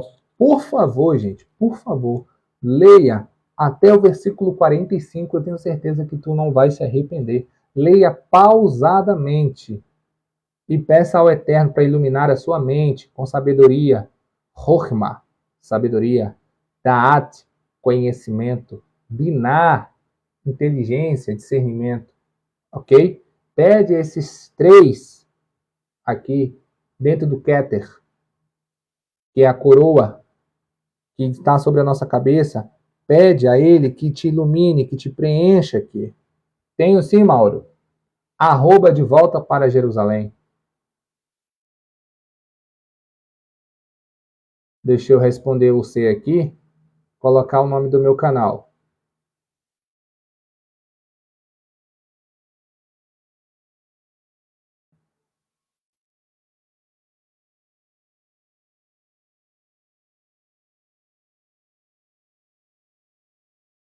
Esse aí é o meu canal lá no YouTube, no vermelhinho, para quem quiser, ok? Tá aí. Então, pessoal, eu vou ler só alguns versos aqui, tá? Eu vou ler do verso 35, mas leia Daniel capítulo 11, do verso 1 ao 45. Mas eu vou ler aqui para vocês para nós ganharmos tempo, do verso 35 em diante. E alguns dos entendidos cairão para serem provados, e purificados e embranquecidos até o fim do tempo, porque será ainda no tempo determinado. E este rei fará conforme a sua vontade, e se levantará e se engrandecerá sobre todo o Deus, e contra o Deus dos deuses. Quem é o Deus dos deuses? O Criador e o de Revaré. Falará coisas maravilhosas e será próspero até que a ira se complete, porque aquilo que está determinado será feito. Isso se cumpriu no ano 70, isso se cumpriu do ano 66, para ser preciso, até o ano 73. Isso se cumpriu também no ano 132 a 190, a 135, tá? Isso teve esse cumprimento também. Porém, vai se cumprir em nossos dias ou depois de nossos dias. E não terá respeito aos deuses de seus pais, nem terá respeito ao amor das mulheres, nem a qualquer deus, porque sobre tudo se engrandecerá. Ou seja, nem mesmo aos deuses de outros povos, de outras religiões, esse serzinho aqui vai respeitar, não. Porque foi assim na antiguidade. Mas ao Deus das fortalezas honrará em seu lugar. E a um Deus a quem seus pais não conheceram honrará com ouro, e com prata, e com pedras preciosas, e com coisas agradáveis. Que Deus é esse aqui? Já sabemos quem é, não? e haver-se-á com os castelos fortes com o auxílio do Deus estranho. Espera aí, meu irmão. Quem é esse Deus estranho? Espera aí. Fortes com o auxílio do Deus estranho. Demônios não existem? Espíritos malignos não existem? Pessoal, tome cuidado com o ceticismo. Tome cuidado com o ateísmo disfarçado de conhecimento. Tá beleza, meu amado Mauro Rocha. Será muito bem-vindo. Deus estranho. Isso está no livro de Daniel. Aos que reconhecerem, multiplicará a honra. Ou seja, aqueles que adorarem, se prostrarem, reconhecê-lo, e os fará reinar sobre muitos, e repartirá a terra por preço. E no fim do tempo, o rei do sul lutará contra ele. Quem é o rei do sul? Vamos ver aqui. E o rei do norte o acometerá com carros e com cavaleiros e com muitos navios, entrará nas terras e as inundará e passará. E entrará também na terra gloriosa, e muitos países serão derribados, mas escaparão da sua mão, estes, Edom e Moabe, e as primícias dos filhos de Amon. E estenderá a sua mão às terras, e a terra do Egito não escapará, e apoderar-se-á dos tesouros de ouro e de prata e de todas as coisas desejáveis do Egito, e os líbios e os etíopes o seguirão. Mas os rumores do Oriente e do Norte o espantarão, e sairá com grande furor para destruir e extirpar a muitos, e armará as tendas do seu palácio entre o mar grande e o monte santo e glorioso, mas virá ao seu fim, e não haverá quem o socorra. Depois leia o livro de Obadias, capítulo 1, 2 e 3. Você vai ver quem é esse carinha aqui. E pessoal, esse cara, ele vai se levantar contra o rei do reino do sul. Quem estuda as duas casas de Israel sabe que quando a Bíblia faz uma referência ao reino do sul, está se referindo a Jerusalém.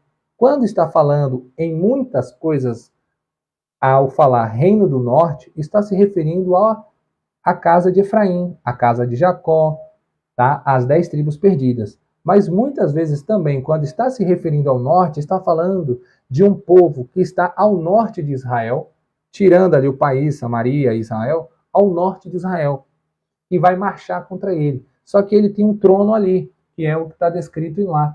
Só que o trono de Hassatã, ele está em um desses lugares. Ou seja, uma pessoa ergueu esse trono na terra. Apesar desse trono não existir um Deus ali, físico, mas espiritualmente ali é cheio de principado e potestade naquele lugar. E lá atrás ele instituiu um trono ali, que dizem que é em Pérgamo. Pérgamo fica dentro, próximo da Turquia. Entre a Turquia e a outra parte ali. Eu estava estudando isso a respeito de geografia. Shalom, Iane, seja bem-vindo. Bem-vinda. Ponto. Agora a gente fechou Macabeus e fechou o livro de Daniel. Então, quem é esse Deus que vai auxiliar esse ser? Olha só, existe um homem que de fato houve aqui, que foi o Antíoco Epifanes. Ele teve essa ajuda de um ser espiritual maligno, que nós usamos o termo demônio. Acompanhe a linha de raciocínio, pessoal. Acompanhe.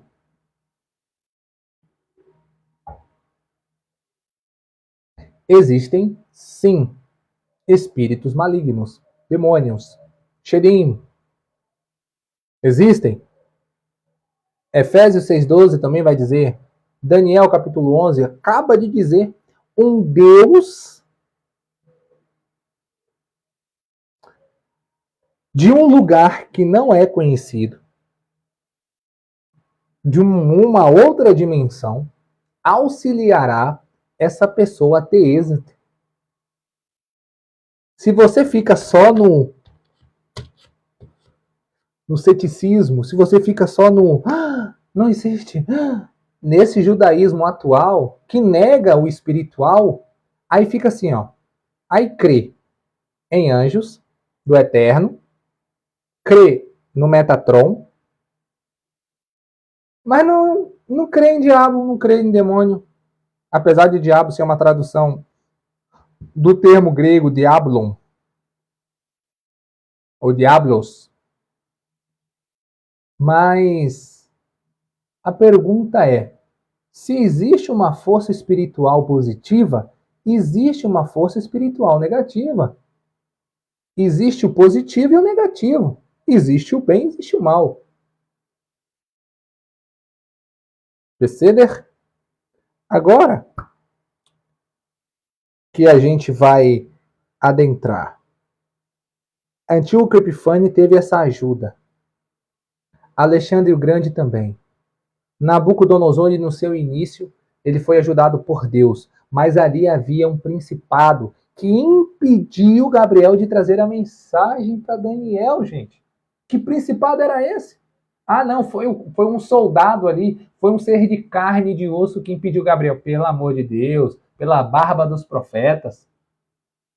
Qual é o ser humano que vai conseguir impedir um anjo do Senhor de trazer uma mensagem para um ser ungido, para um santo do eterno, para um servo do Senhor? Quem é o ser humano para impedir uma mensagem do eterno de chegar? Mas houve um empecilho, não há como negar. Deus é o Todo-Poderoso. Mas Gabriel não conseguiu trazer a mensagem até Daniel. E aí, como é que fica? No hebraico está lá. Que é, sim, um ser espiritual que barrou Gabriel de chegar. Aí Gabriel teve que fazer o quê? Chamar o mano Miguel para chegar cá e picar o pau. Para poder Gabriel chegar e trazer a mensagem para Daniel. Só que aí muitos depreciadores que tentam depreciar o Novo Testamento, aqui está a resposta dos 6.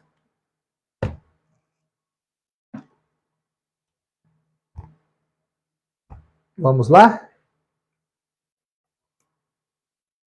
Vamos pegar aqui. Na página 121 do livro Judaísmo e Escatologia, nas leituras dos judeus nazarenos, tem uma introdução aqui muito importante, que eu vou ler aqui com vocês. Eu aconselho vocês terem esse livro, vai ajudar bastante vocês a compreenderem bastante coisa. O anti-Machia e o falso Machia. O anti-Messias e o falso Messias. Devemos pontuar que as escrituras falam do anti-Messias e do falso Messias. Elementos bem diferentes.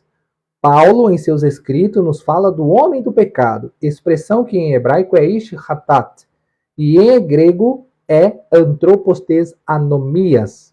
Observe que no texto grego, o Rav Shaul, o apóstolo Paulo, usa o substantivo antropos no nominativo masculino singular. Assim sendo, ele não está falando de muitos, mas sim de alguém específico. Depois temos a expressão tes, que serve como artigo feminino singular, acompanhando o substantivo anomias. Expressão essa relacionada com ilegalidade e oposição à Torá. Gênesis, Êxodo, Levítico, Números e Deuteronômio, que significa instruções de Hashem, ensinamentos, mandamentos, e lá contém as leis do Senhor. O que geralmente causa confusão é que há nos escritos nazarenos referências de pessoas que, movidas pelo espírito do anti-Messias, desenvolveria este trabalho de oposição à Torá. Quanto a estes, o Shalia e o Hanan, o apóstolo João diz: Filhinhos, é já a última hora, e, como ouvistes que vem o anticristo, primeira pessoa do singular, também agora muito se tem feito anticristos, no plural. Primeira pessoa do singular, e depois na segunda pessoa do plural. Tá ok? Por onde conhecemos que já é a última hora. Aí, a explicação. O texto fala que muito se tem feito anti-Machia por ouvir que virá o anti-Messias. Observe que há dois elementos distintos no texto. É interessante observar ainda que o apóstolo Paulo, em 2 Tessalonicenses, capítulo 2, versículo 7, parece indicar que já havia em seu tempo uma força espiritual negativa, a qual ele chama de mistério da iniquidade. Esse mistério da iniquidade parece ser uma força ativa negativa. Força, em hebraico, é Elohim, tá? Que já trabalhava por intermédio de homens maus para se opor a Emuná no Mashiach. Olha que interessante. Considerando que as cartas do apóstolo Paulo eram, naquela época, endereçadas às comunidades judaicas presididas por judeus, a mensagem de apóstolo Paulo, um teor específico. Boa parte destes judeus sabiam dos horrores que seus antepassados haviam passado décadas atrás, falando de 1 Macabeus, capítulo 1, do verso 1 até o verso final. Vamos ler. Olha só que interessante, eles sabiam que os horrores que aconteceram no passado, os seus antepassados haviam de ter, passaram muitas décadas atrás, em razão das perseguições desencadeadas por Antíoco Epifânio. Creio que quando eles leram Shaul falando, o apóstolo Paulo, de um homem da anarquia, que segundo a descrição do apóstolo Paulo, assemelhava-se às mesmas características de Antíoco Epifânio, muitos se alarmaram. Qualquer que leia os relatos de 1 Macabeus, enxergam nestes relatos a exata imagem do que temos descrito no Sefer Hazom, no Hitz Galut, no livro de Apocalipse. Então, esse é o primeiro ponto, galera. Esse é o primeiro ponto. Quem está aqui está aprendendo muita coisa. E aí, quando se inclui lá no versículo 64, capítulo 1 de 1 Macabeus, versículo 10 ao versículo 64, corrigindo a minha fala, eu falei que era até o 68, 69, não. Até o verso 64, tá ok? Na página 127, temos mais informações para vocês, amados. Essas informações faziam parte do passado de vários judeus e gentios que tinham vivência judaica no primeiro século. O homem do pecado de Tessalonicense tinha as mesmas características do Shikutz, que significa abominação, da qual Daniel, capítulo 9, versículo 27 e Mateus 24, 15. Em suma, não é difícil compreender como a tradição de um anti-messias foi desenvolvida. O Rav Shaul, o apóstolo Paulo, além de informar que o anti-messias se revelaria primeiro antes da vinda propriamente de Mashiach, ou seja, antes do ungido do Eterno, nos informa que ele entraria no Beit HaMikdash, no templo. Gente, olha quantas evidências, meus amados. Tudo Bíblia. Segundo Tessalonicenses 2,4 diz, o qual se opõe e se levanta contra tudo o que se chama Deus, ou se adora de sorte que se assentará como Deus no templo de Deus, querendo parecer Deus. Paulo, por isso que eu digo, gente, Paulo está citando 1 Macabeus, capítulo 1, versículo 10 ao 64, e também Daniel, capítulo 11, versículo 35, até o versículo 45. De Daniel, capítulo 11. Mas eu aconselho você a ler Daniel capítulo 11, do verso 1 ao 45, com um fundo histórico para você descobrir quem é aquele povo da qual está se referindo ali. E qual seria o povo que viria posteriormente. E o apóstolo Paulo parece nos informar, vou até colocar meu livro de lado aqui, olha que interessante, gente. Por isso que adquirir bons materiais ajudam bastante. Estudar bastante ajuda a gente a resolver alguns pontos e deixar ali para a gente pegar os outros pontos. O apóstolo Paulo parece informar que o anti-messias entrará no templo de Deus e pronunciará palavras de blasfêmia contra o próprio Deus, a exemplo de Antíoco Epifânio. Entretanto, se o texto diz que ele entrará no templo, isso significa necessariamente que haverá um terceiro templo construído. É exatamente aqui onde mora o problema. Ponto. Agora levantamos um problema. pois muitos se apegam à ideia da construção do templo e deixam de lado diversas questões relacionadas com a tradição judaica sobre esse assunto. Agora mesmo, no momento em que... Shalom, Renato, seja bem-vindo. Estou escrevendo este material, aí ele vai falar aqui, de madrugada, há alguns materiais circulando na internet que falam de um suposto aparecimento do Mashiach, porém não há ainda provas concretas de que o templo já tenha sido construído para que o Messias de fato apareça. O que há são apenas boatos. Ou seja, surgiu um período atrás aí, no dia... ai meu Deus. Um tempo atrás surgiu um boato e depois surgiu de novo que o terceiro templo estava sendo construído, mas não tem nada sendo construído lá, tá? Isso é balela. A tradição judaica vincula a construção do terceiro templo ao surgimento do Mashiach. Aqui neste ponto há alguns elementos importantíssimos da tradição judaica que devemos explorar, que lançam luz em passagens que refletem conceitos judaicos sobre o terceiro templo, encontrado no Sefer Hazon, no livro de Apocalipse. Vamos analisar o que ensina a tradição judaica sobre este tão importante assunto. Há uma clássica diferença de opinião entre nossos rabinos a respeito da construção do terceiro Beit HaMikdash. Ramban afirma que o Beit HaMikdash será construído pelo homem, mais especificamente por Mashiach. Na verdade, sua construção será um dos sinais do advento de Mashiach. A construção do templo no judaísmo antigo.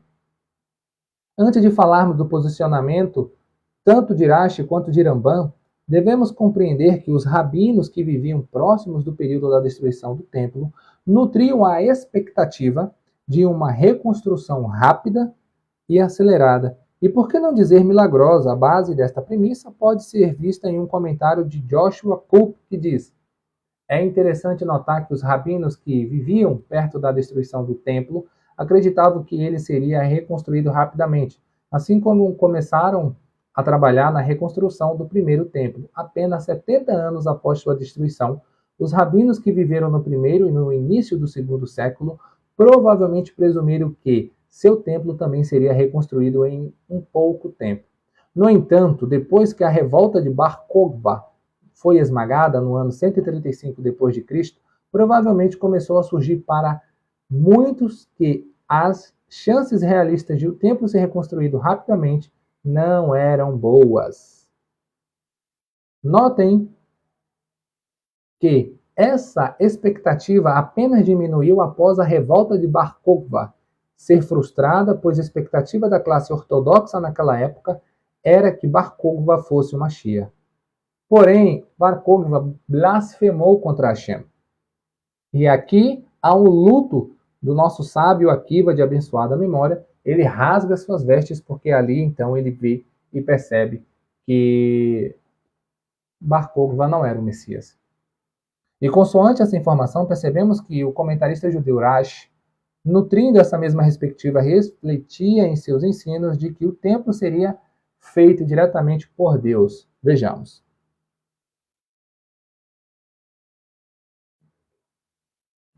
O templo é um objeto de afeição para Deus, porque o universo foi criado por uma mão, como é afirmado em Isaías 48:13. Sim, minha mão lançou os alicerces da terra, enquanto o templo por duas mãos, conforme declarado aqui. E quando será reconstruída por Deus com as suas duas mãos? No momento em que o Senhor reinará para todo sempre, naquele período futuro, quando todo o reino será seu. Ou seja, quando haver a união das 12 tribos de Israel que estão dispersas e se unirem junto com as que lá em Jerusalém estão. Consoante o comentário de Rashi, é baseado na Mechita de Rabi Ishmael, em um tratado do Talmud que diz: amado, é o templo por aquele que falou e trouxe o mundo à existência, pois quando o santo abençoado seja ele criou o mundo, ele o fez por meio de pronunciamento, diz Salmos 33, verso 6, pela palavra do Senhor os céus foram feitos, mas a criação do templo foi por ato. Ato que está falando na construção do plano físico, dentro da ótica do plano físico, material. Tá? O templo foi construído por mãos humanas. Nota de rodapé. Comentário de Rashi acerca de Êxodo 15:17. O autor, ou mais corretamente, o redator do Mequita, não pode ser determinado definitivamente. O Rabino Nissim Ben Jacó, em seu Mafter para o Shabat 106b, o Rav Shamuel Hanagid, em Introdução ao Talmud, refere-se a ele como Mequita de Rabi Ishmael, atribuindo assim a autoria a Ismael Maimônides, também diz na introdução de seu Yad HaZaká, ou seja, alguns livros para a gente adquirir e analisar e estudar. Tá? Aí nós temos outra referência aqui, pessoal, que nós vamos ter, ó. Você tem forjado, velho, ai dos povos do mundo, o que eles estão ouvindo com seus ouvidos, que eles surgiram e destruíram o templo que ele mesmo construiu. Eles disseram, Salmo 137, verso 7, destrua, destrua até o seu fundamento. O que está escrito, disse Jeremias 25:30, das alturas ele rugirá. Êxodo, o santuário antigo, as tuas mãos estabeleceram. Amado, é o templo do santo bendito seja ele, pois quando o santo abençoado seja ele, criou o mundo, ele o fez com apenas uma mão. Isaías 48, verso 13. Minha mão também lançou o fundamento da terra, mas ele construiu o templo, por assim dizer, com suas duas mãos. Ou seja, 7 fenômenos foram criados antes mesmo do mundo ser feito. A Torá, por onde tudo que veio a existir se fez, o Jardim do Éden, o templo, tá, da glória, o templo, o Beit HaMikdash, o trono da glória, o Guerrinon, e, deixa eu ver, foi a Torá, o Jardim do Éden, o Templo, o Trono da Glória, o Guerrinon. Nós temos aqui também mais um que eu me esqueci, e o nome do Messias. Tá? Foram 7 fenômenos que foram criados antes mesmo do mundo ser feito. À luz dos comentários acima, percebemos grande ênfase dada à construção do templo, considerando que Deus os criou com suas próprias mãos. Segundo a visão tradicional do judaísmo, Rashi pavimenta que o templo já está construído e descerá dos céus sem precisar de auxílio humano. A essa linha de raciocínio. Destarte, percebemos à luz do acima exposto que os comentários judaicos pavimentam perfeitamente os escritos nazarenos, o Novo Testamento, no que tange ao surgimento do terceiro templo. O próprio Yeshua reflete a mesma assertiva quando diz: na casa de meu pai há muitas moradas, se não fosse assim, eu vos teria dito, vou preparar-vos lugar. Então Jesus não está dizendo que vai preparar lugar, ele está dizendo que se na casa do meu pai, aqui, na casa de meu pai, há muitas moradas. Então já está pronto, já está feito, já está organizado. Se não fosse assim, ou seja, se não estivesse pronto, Yeshua teria dito para as pessoas, Yeshua teria falado para as pessoas, vou preparar-lhes lugar. Então, ele não disse eu vou preparar-vos lugar, não. Ele disse que na casa do pai há muitas moradas. Se não houvesse moradas lá, Yeshua teria avisado, ó, na casa do meu pai não tem morada, mas fique tranquilo que eu vou lá preparar lugar. Então Yeshua não foi para canto nenhum preparar lugar não, porque já está pronto. Entendeu? Isso está lá em João 14, verso 2. E eu vou finalizar aqui, tá, pessoal? Porque o livro é muito grande e eu não vou ler todo esse livro aqui para vocês, não.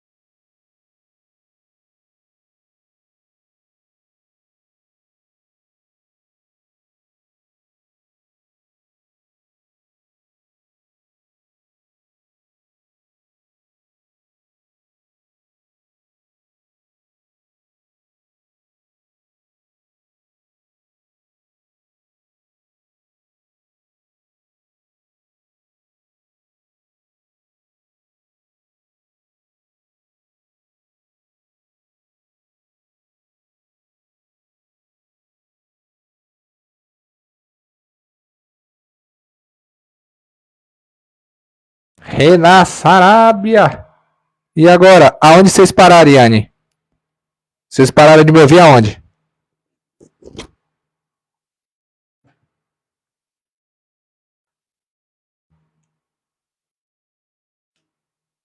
Do começo, né? Então, pessoal,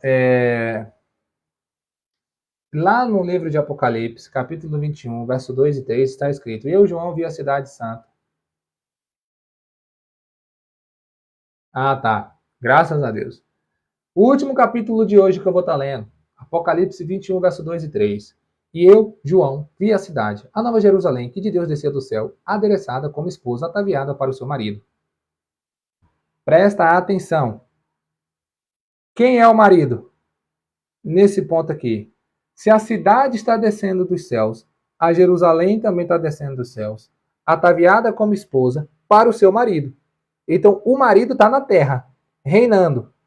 Ok? Quem é o marido? Yeshua. Então, ela desce do céu.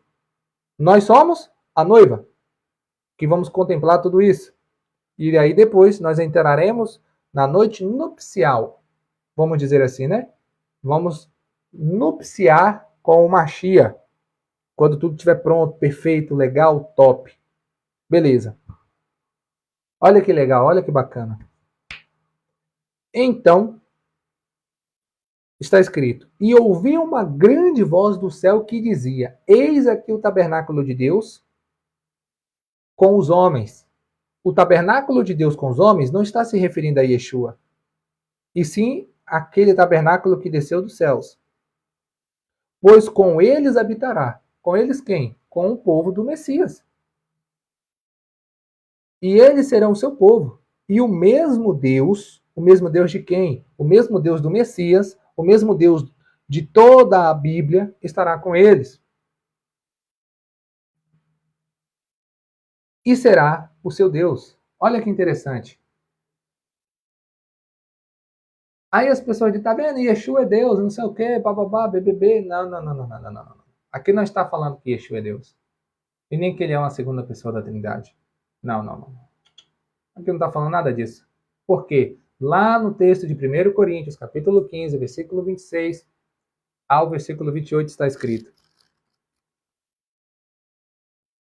Vamos lá para o texto de 1 Coríntios. Capítulo 15, versículo 26 está escrito: O último inimigo a ser vencido será a morte, pois ele porá todas as coisas em sujeição debaixo dos seus pés. Ok? Lá em Salmos capítulo 8, versículo 7 e Salmo 110, versículo 1. Mas ao dizer que todas as coisas lhes foram sujeitas, vírgula, é óbvio que a palavra não inclui Deus. Ai!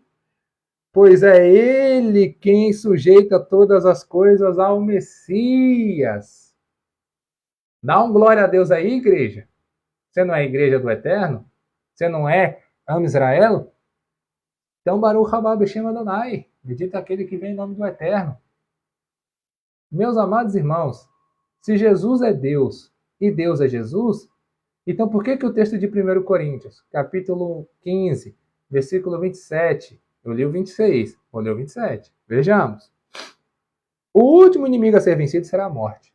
Quem vai vencer a morte? Yeshua, porque já venceu lá atrás, mas aquele vai vencer definitivamente para que todos nós não possamos mais morrer, isso no reino milenar. Verso 27, pois ele quem? O Eterno, porá todas as coisas em sujeição debaixo de seus pés. Salmos capítulo 8, versículo 7, na versão cristã é Salmos capítulo 8, versículo 6, e Salmo 110, verso 1. Só que olha que incrível, cara. Mas, vírgula, ao dizer que, abre aspas, todas as coisas, fecha aspas, lhe foram sujeitas, é óbvio que a palavra não inclui Deus, e o de revavirrer, pois é ele quem sujeita todas as coisas ao Messias. Então o Messias está reinando, o Messias não é o próprio Deus, porque aquele que sujeitou todas as coisas ao Cristo, a Jesus e Yeshua, Yahushua e Yehoshua, Não pode ser o próprio Deus. Teologicamente, a galera enfia a doutrina da Trindade em tudo, mas aqui a doutrina da Trindade não tem como enfiar isso aqui, não.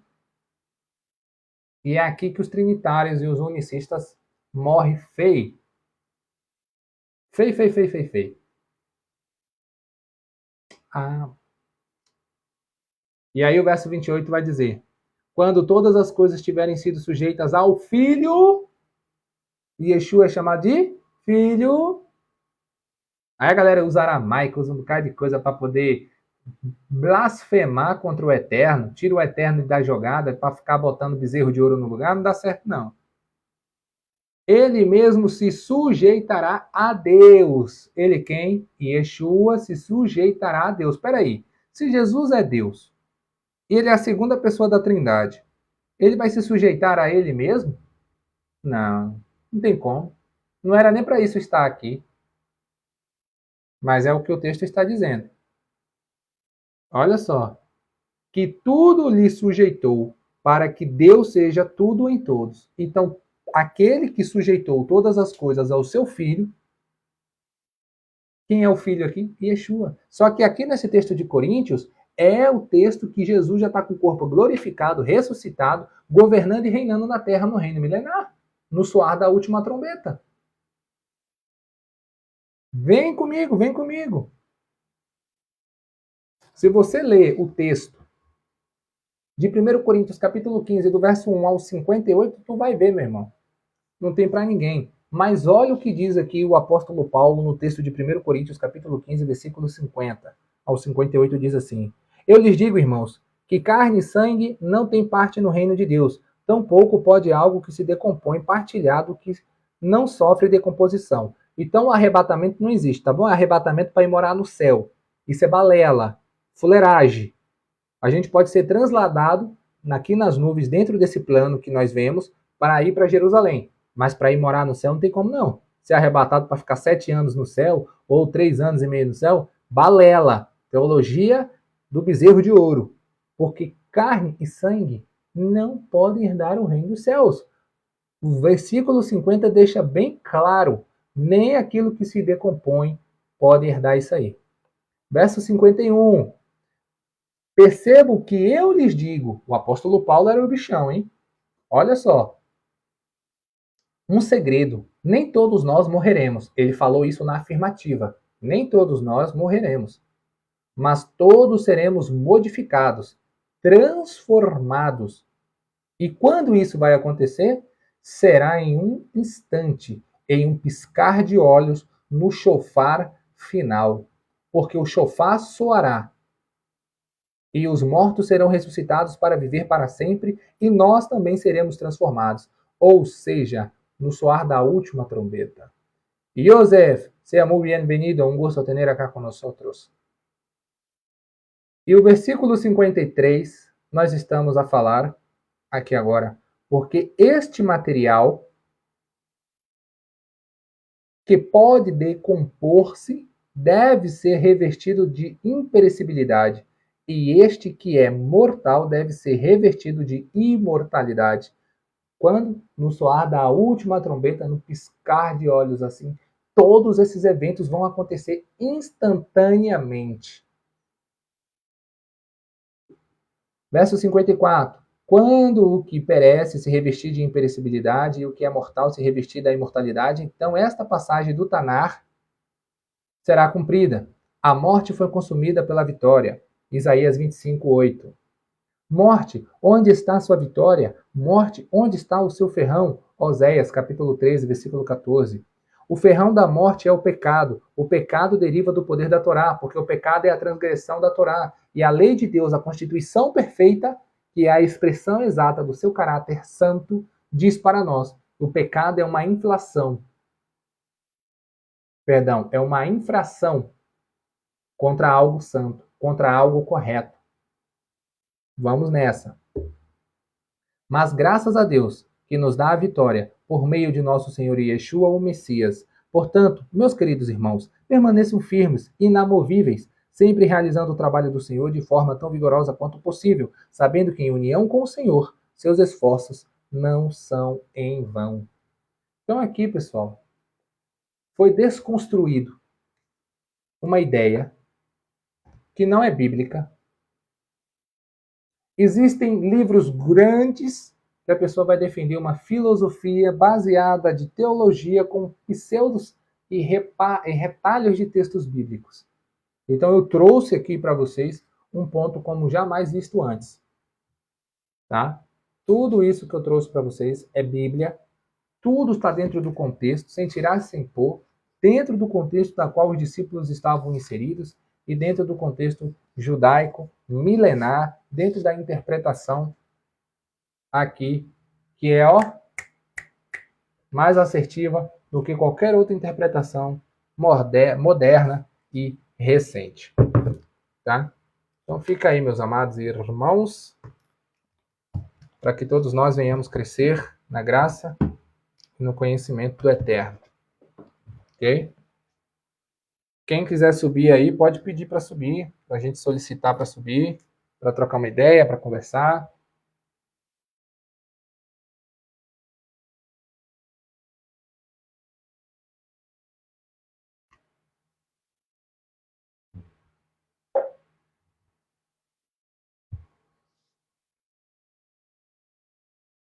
Quiserem fazer perguntas também,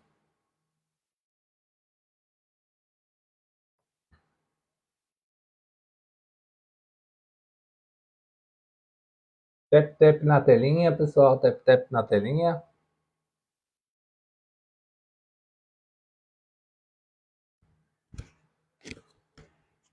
Quem não tiver mais perguntas para fazer, vamos encerrar a live, hein? Todo mundo entendeu? Todo mundo deu um amém? Então é isso, gente.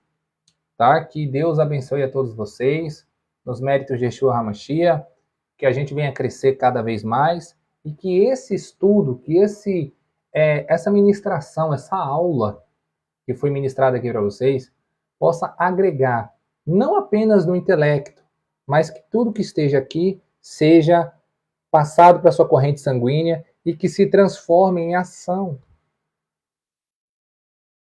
Porque, gente, se a palavra de Deus, tudo que foi ministrado, ela não te gera um temor, ela não te gera uma intenção de restauração, de aproximar, de firmar a sua fé, se ficar só aqui, não adianta. O conhecimento aqui tem que ser transformado, trabalhado. Aplica na sua vida. Aplica na sua vida. Eu tenho certeza que coisas inimagináveis vão acontecer ainda essa semana na vida de muitas pessoas que no eterno se refugiam. Eu não estou dizendo que vai ser uma prosperidade no âmbito financeiro, mas sim que você já é próspero. Já estou afirmando que você é próspero. Não tente ver as coisas ao seu redor com uma visão macro, com uma visão grande, aonde só até onde os seus olhos acompanham. Mas reconheça que você é próspero. Você é livre para conquistar. Você é livre para batalhar. Só que há uma maneira de orar para o Eterno.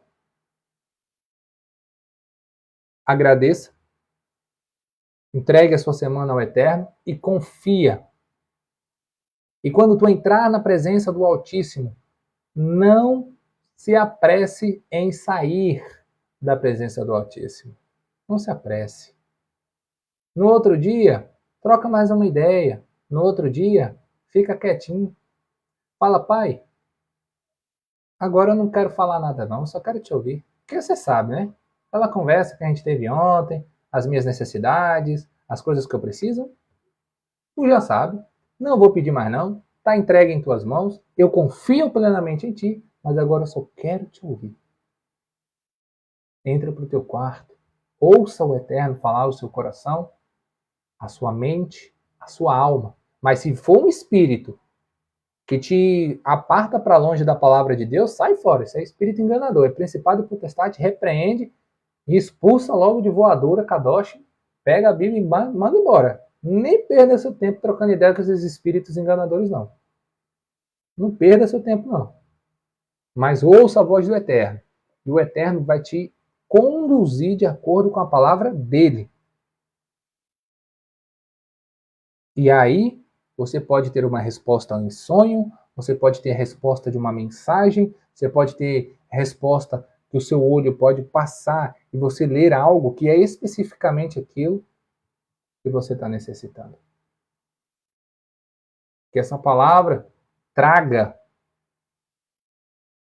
restituição, temor, tremor, e que assim a gente possa afirmar toda essa ministração de Apocalipse, de Macabeus, de Daniel, os arquétipos do anticristo, é para você saber aonde ele vai bater, pessoal. O anti-Messias, ele vai bater na lei de Deus. É aqui que ele vai fazer com que as pessoas se afastem dos princípios estabelecidos por Deus. O antropos desanomia. O homem da iniquidade. E iniquidade a gente sabe que é transgressão da lei do eterno. Ok? Então que todos vocês possam ter essa semana abençoada, que o Eterno possa abençoar vocês, nos méritos de Yeshua HaMashiach.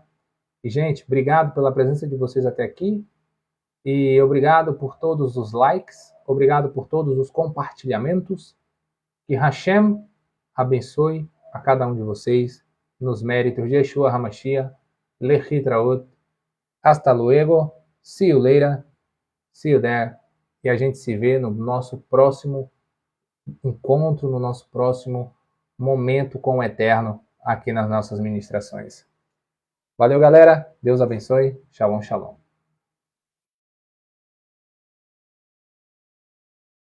Clica no link da bio. Tem um negócio bom para vocês lá. Os 70 ensinamentos de Yeshua. Aulas de hebraico. Temos também e-books digital, para quem tiver interesse em adquirir, tá bom? Um valor acessível para todos vocês, e eu tenho certeza que esse ano de 2024 vai ser um ano de muita promessa cumprida na sua vida e de muitas bênçãos também. Shalom, shalom, até o nosso próximo encontro.